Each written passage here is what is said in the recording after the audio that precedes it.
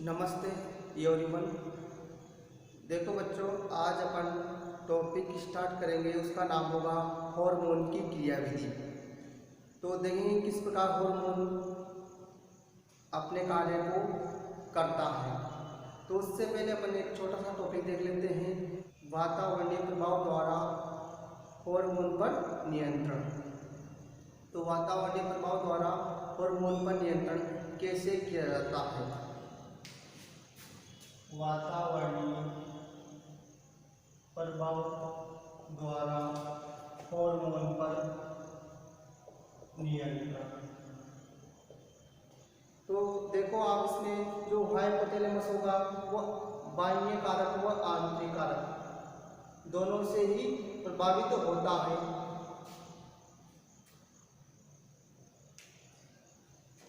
तो हाइपोथैलेमस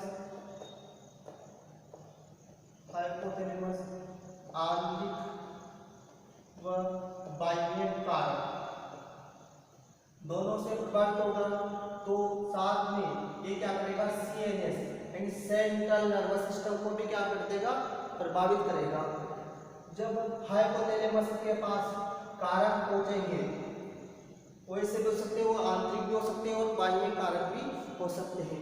जैसे ही हाइपोथैलेमस के पास कोई कारक पहुंचेगा, वो हाइपोथैलेमस क्या करेगा, एंडोक्राइन ग्लैंड को हार्मोन के उत्तेजन के लिए प्रेरित करेगा। तो एंडोक्राइन ग्लैंड यानी कि अंतःस्रावी ग्रंथि क्या करेगी, अंतःस्रावी ग्रंथि हार्मोन का स्त्रवण करेगी। अब ये हार्मोन कहाँ जाएगा, लक्ष्य ऊतक तक पहुंचेगा और लक्ष्य ऊतक तक पहुंचने के बाद लक्ष्य कोशिका या लक्ष्य ऊतक क्या करेंगे, वापिस एक विशिष्ट कारक का स्त्रवण करेंगे। जब वो विशिष्ट कारक का स्त्रवण होगा तो ये कारक वापिस किसके पास आएगा, एंडोक्राइन ग्लैंड के पास, और एंडोक्राइन ग्लैंड के पास जाने पर इस प्रकार हार्मोन का नियमन होगा। यानी कि एंडोक्राइन ग्लैंड क्या कर देगी, उस हार्मोन के स्त्रवण को वापिस कम कर देगी। तो इस प्रकार हार्मोन का नियंत्रण या नियमन होता है। यानी इस प्रकार वातावरण भी हार्मोन पर अपना प्रभाव डालता है। तो देखते हैं अपन हार्मोन की क्रियाविधि। तो डायग्राम बना रखा है अपन ने हार्मोन की क्रियाविधि।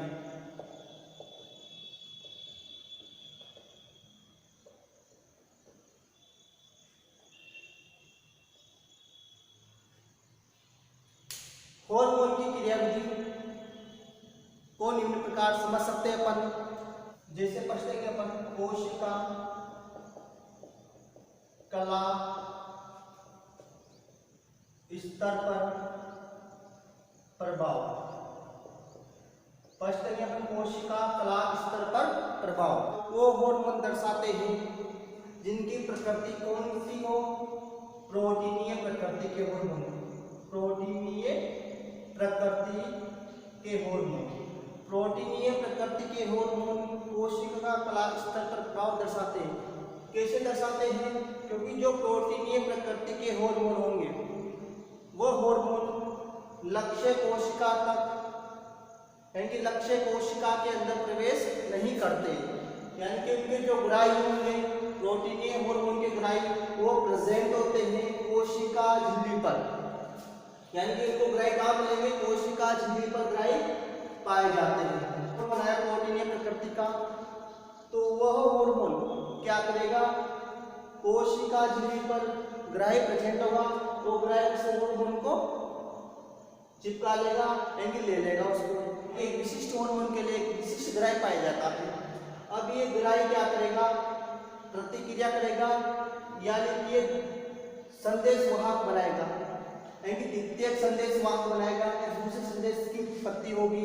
इसे बोलते हैं CAMP। तो इसमें क्या होगा, जो कोशिकीय कला स्तर पर प्रभाव देखने को मिलेगा उसमें दूसरे संदेश वाहक की उत्पत्ति होती है।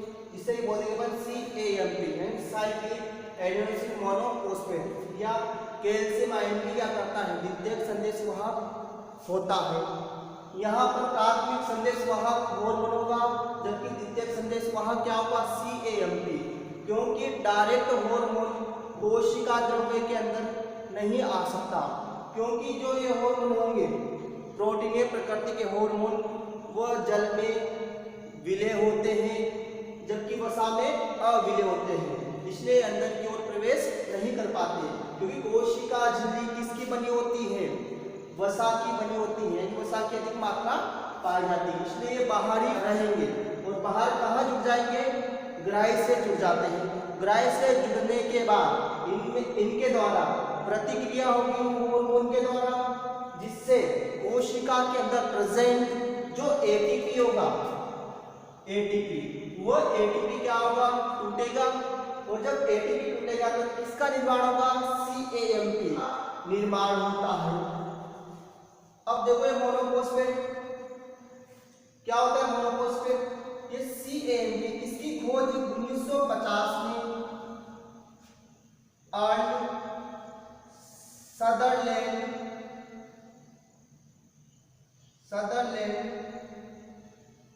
नामक वैज्ञानिक ने की थी। कब की गई इसकी खोज, जब ये अर्ल सदरलैंड ग्लूकेगोन व एपिनेफ्रिन हार्मोन के बारे में पता कर रहे थे या बता रहे थे या जानकारी हासिल कर रहे थे, तो उस टाइम पर CAMP की खोज हुई। CAMP द्वितीयक संदेशवाहक होता है। वैज्ञानिकों ने बाद में जब खोज हुई तो बताया कि CAMP किसके रूप में कार्य करता है, द्वितीयक संदेशवाहक के रूप में। प्राथमिक संदेशवाहक के रूप में क्या होगा, हार्मोन होता है। यह CAMP यानी कि CAMP की फुल फॉर्म क्या होगी, 3 डेज 5 डेज एडिनोसिन मोनोफॉस्फेट होती है, यानी कि CAMP एक प्रकार का न्यूक्लियोटाइड होता है। CAMP की मात्रा कुछ हार्मोन बढ़ा देते हैं, जबकि कुछ हार्मोन कम कर देते हैं,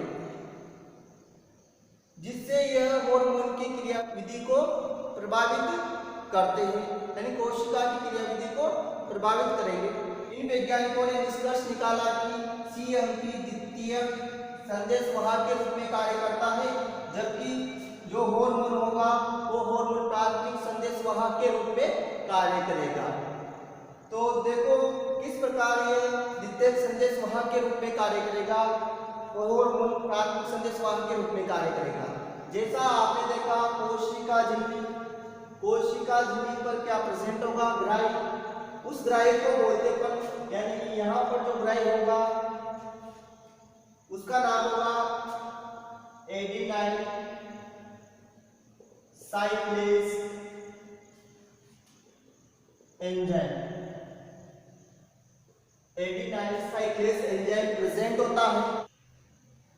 ये एडिनाइल साइक्लेज एंजाइम इस हार्मोन को लेगा और क्या करेगा, इसमें परिवर्तन होगा, जिससे एडिनाइल साइक्लेज एंजाइम कोशिका द्रव्य के अंदर प्रेजेंट एटीपी को तोड़ देगा, और जैसे ही एटीपी टूटेगी तो उससे क्या बनेगी, CAMP बनेगी।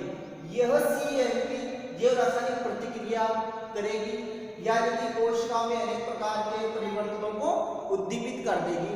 कोशिकाओं में क्या करेगी, परिवर्तन करेगी। कैसे वो कोशिकाओं में परिवर्तन, यानी कि ये प्रोटीन का निर्माण करेगी। जब प्रोटीन का निर्माण होगा उससे क्या होगी, कोशिका की वृद्धि या विकास होगा, यानी शारीरिक प्रतिक्रियात्मकता दर्शाएगा। और जैसे ही नहीं कुछ एंजाइम ऐसे होंगे जो वापिस CAMP को AMP में और AMP को वापिस ATP में परिवर्तित कर देंगे, जिससे कोशिकाओं में जो परिवर्तन होगा वो संतुलित हो जाएगा और प्रोटीन के निर्माण की क्रिया भी रुक जाएगी। इससे शारीरिक प्रतिक्रियात्मकता भी प्रभावित होगी, यानी कि कम हो जाएगी। इस प्रकार CAMP द्वितीयक संदेशवाहक के रूप में कार्य करेगा और हार्मोन प्राथमिक संदेशवाहक के रूप में कार्य करेगा।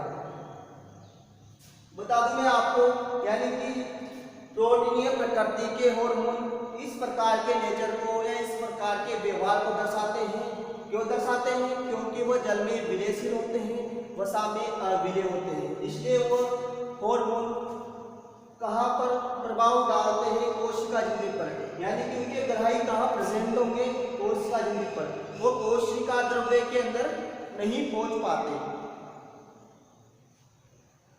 तो देखते हैं अपन अगला कि जीन स्तर पर प्रोटीन संश्लेषण का प्रभाव।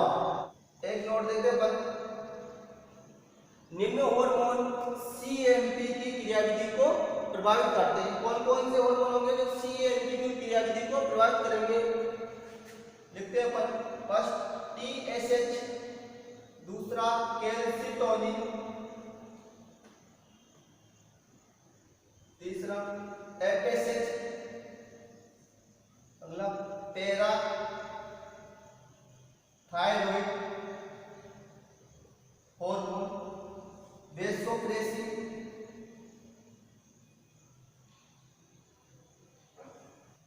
Non epinephrine, melanocyte,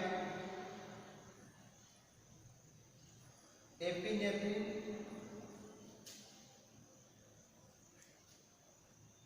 cortico trophic hormone, lactotropic hormone, LH, glucagon hormone. ये सभी हार्मोन सीएमपी की क्रियाविधि को प्रभावित करते हैं। अगला देखते हैं इसके बाद जीन स्तर पर प्रोटीन संश्लेषण का प्रभाव। सेकंड, जीन स्तर पर प्रोटीन संश्लेषण का प्रभाव।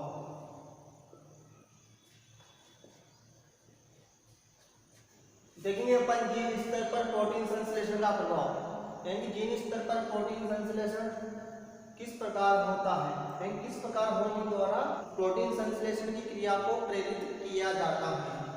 यानी कि इसमें जो हार्मोन डायरेक्ट केंद्रक पर, यानी ऐसे हार्मोन जिनके ग्राही केंद्रक में प्रेजेंट होंगे या कोशिका द्रव्य के अंदर प्रेजेंट होते हैं, ये सभी हार्मोन स्टेरॉइड प्रकृति के या आयोडोथायरोनिन प्रकृति के होते हैं। यानी कि जैसे थायराइड हार्मोन व स्टेरॉइड प्रकृति के हार्मोन, एस्ट्रोजन, टेस्टोस्टेरोन हार्मोन, ये हार्मोन वसा में घुलनशील होते हैं, इसलिए अपना प्रभाव कोशिका द्रव्य में या फिर केंद्रक में प्रेजेंट ग्राही पर दर्शाते हैं, यानी कि उनसे जुड़ जाएंगे, यानी कि डायरेक्ट लक्ष्य कोशिका के अंदर प्रवेश करते हैं। स्टेरॉइड प्रकृति के हार्मोन डायरेक्ट लक्ष्य कोशिका के अंदर प्रवेश करते हैं, जबकि प्रोटीनीय प्रकृति के हार्मोन डायरेक्ट लक्ष्य कोशिका के अंदर प्रवेश नहीं करते। वह कोशिका झिल्ली पर पाए जाने वाले ग्राहियों के द्वारा रोक लिए जाते हैं, जबकि स्टेरॉइड प्रकृति के हार्मोन नहीं रोके जाते, वो डायरेक्ट कोशिका के अंदर प्रेजेंट कोशिका द्रव्य या केंद्र के अंदर प्रेजेंट जो ग्राही होंगे उनसे जाकर जुड़ जाएंगे। तो जैसे ही ग्राही से जुड़ेंगे तो क्या बनेगा? ग्राही हार्मोन कॉम्प्लेक्स बनेगा। ग्राही हार्मोन कॉम्प्लेक्स बनने के बाद ये हार्मोन किस पर काम दिखाएगा? अपना डीएनए पर, यानी डीएनए पर, जीनोम पर। तो जीनोम यानी डीएनए, जीनोम बोलो या फिर डीएनए, एक ही बात है। अब इस डीएनए का होगा जो प्रोटीन संश्लेषण करता हो, क्या होता है? जीन होता है। तो इस डीएनए में क्या हुआ? जीन। तो जीन वाला पार्ट किसका निर्माण करेगा? एमआरएनए का। यानी जीन क्या करता है? प्रोटीन संश्लेषण करता है। तो प्रोटीन संश्लेषण करने के लिए यानी निम्न चरणों से गुजरना पड़ता है, जैसे कि अनुलेखन होगा। अनुलेखन होने के बाद अनुवादकरण या स्थानांतरण होता है, फिर क्या होती है? प्रोटीन का निर्माण होता है। तो डीएनए से क्या बनेगा? एमआरएनए। यानी ये सभी यानी डीएनए से एमआरएनए का बनना कहाँ होगा? जीन पर होगा, ठीक है। और mRNA से क्या बनेगी, प्रोटीन, प्रोटीन बनेगी और इस प्रोटीन के द्वारा क्या किया जाएगा, शारीरिक प्रतिक्रियात्मकता दर्शाई जाएगी, यानी उत्तक वृद्धि, उत्तकों में वृद्धि करना, विभेदन करना, किस कोशिका को कौन सा कार्य करना है। प्रोटीन, जैसी प्रोटीन बनेगी वह कोशिकाओं के अंदर उनके कार्यों को क्या कर देगी, विभाजित कर देगी, ठीक है। जितनी ज्यादा मात्रा में प्रोटीन बनेगी उतना ही अधिक कोशिकाओं का निर्माण होगा, कोशिकाओं की वृद्धि होगी और उनके कार्यों को विभेदित कर दिया जाएगा। यानी कि जो इस प्रकृति के हार्मोन होंगे, जो वसा में घुलनशील हार्मोन होंगे, ये हार्मोन क्या करते हैं, यानी कि जो जीन सक्रिय होंगे उन जीनों को तो क्या कर देंगे, निष्क्रिय कर देंगे, जो जीन निष्क्रिय होंगे उनको क्या कर देंगे, सक्रिय कर देंगे, और सक्रिय करने के बाद एक क्रिया होती है। अगर जीन को निष्क्रिय कर दिया, पहले जीन एक्टिव था उसको क्या कर देंगे, उन्होंने निष्क्रिय कर दिया, निष्क्रिय करने से प्रोटीन संश्लेषण नहीं होगा, यानी डीएनए से न mRNA बनेगा और न ही प्रोटीन बनेगा और सभी क्रियाएं रुक जाएगी, यानी कोशिकाओं की वृद्धि और विकास अवरोध पैदा हो जाएगा, यानी कोशिकाओं का विकास नहीं होगा। CAMP का जैव रासायनिक मॉडल, CAMP का जैव रासायनिक मॉडल,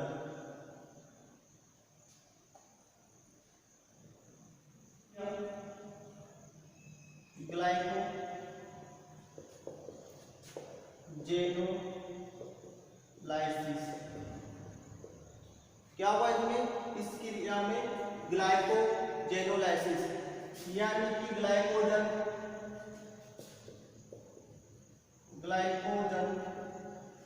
टूटता है और क्या बनेगा, ग्लूकोज बनेगा,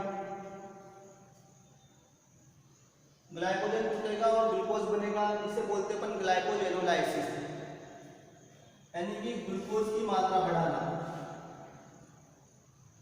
यकृत के अंदर ग्लूकोज की मात्रा ग्लूकागोन हार्मोन बढ़ाता है, ग्लूकागोन या ग्लूकेगोन हार्मोन अधिक रहेगा, जबकि इसी ग्लूकोज की मात्रा पेशियों के अंदर एपिनेफ्रिन हार्मोन बढ़ाता है, यानी ग्लूकोज की मात्रा को एपिनेफ्रिन पेशियों में दिख रहेगा, जबकि यकृत के अंदर ग्लूकोज की मात्रा को ग्लूकेगोन हार्मोन बढ़ाता है। तो इस जैव रासायनिक मॉडल के अंदर अपन किस प्रकार ग्लाइकोजन ग्लूकोज में विघटित होता है वो प्रोसेस अपन इसके अंतर्गत देखेंगे, यानी किस प्रकार ग्लूकोज बनता है। इसके अलावा यकृत कोशिका में कौन सा हार्मोन ग्लूकोज की मात्रा बढ़ाएगा, ग्लूकेगोन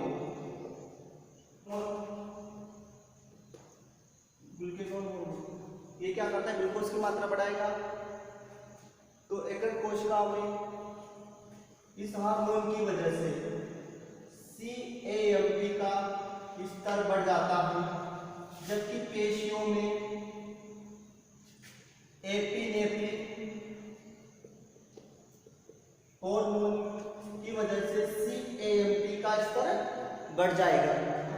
CAMP का जैव रासायनिक मॉडल, तो किस प्रकार CAMP का जैव रासायनिक मॉडल काम करता है या किस प्रकार CAMP काम करता है, किस प्रकार CAMP काम करता है, यानी कि एडिनाइलेट साइक्लेज एंजाइम, जैसा कि मैंने बताया था आपको, कोशिका झिल्ली पर पाया जाता है, क्योंकि जो प्रोटीनीय प्रकृति के हार्मोन होंगे वह डायरेक्ट लक्ष्य कोशिका के अंदर प्रवेश नहीं करते, वह कोशिका झिल्ली पर उपस्थित ग्राही से जुड़ते हैं।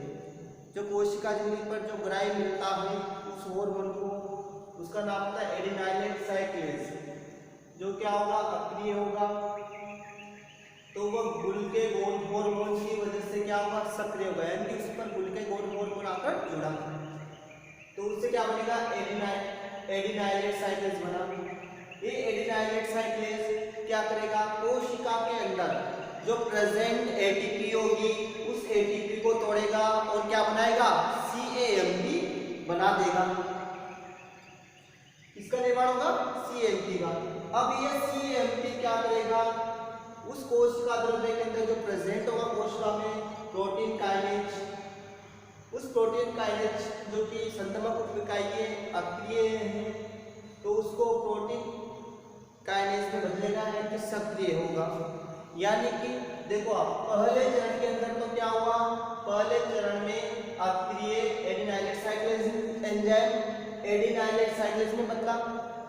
द्वितीय चरण में इस एडिनाइलेट साइक्लेज ने CAMP का निर्माण किया जो द्वितीयक संदेशवाहक होता है।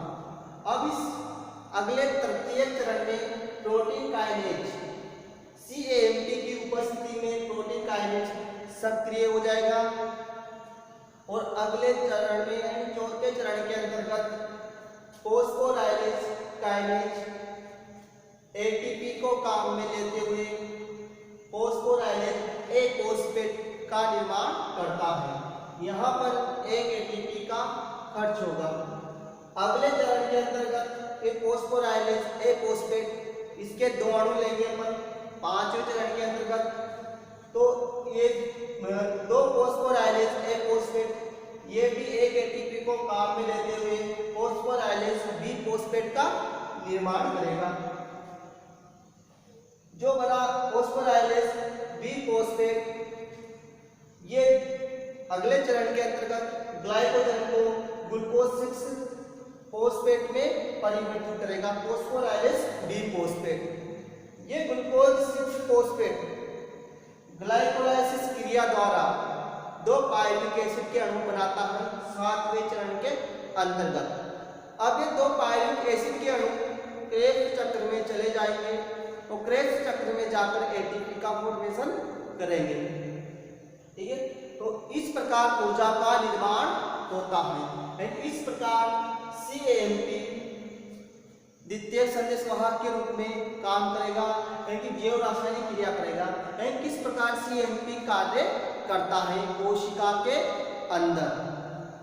संदेश तो हार्मोन से मिला और हार्मोन से जैसे संदेश मिला इसने अपना काम कर दिया, इसलिए इसको द्वितीयक संदेशवाहक बोलते हैं अपन।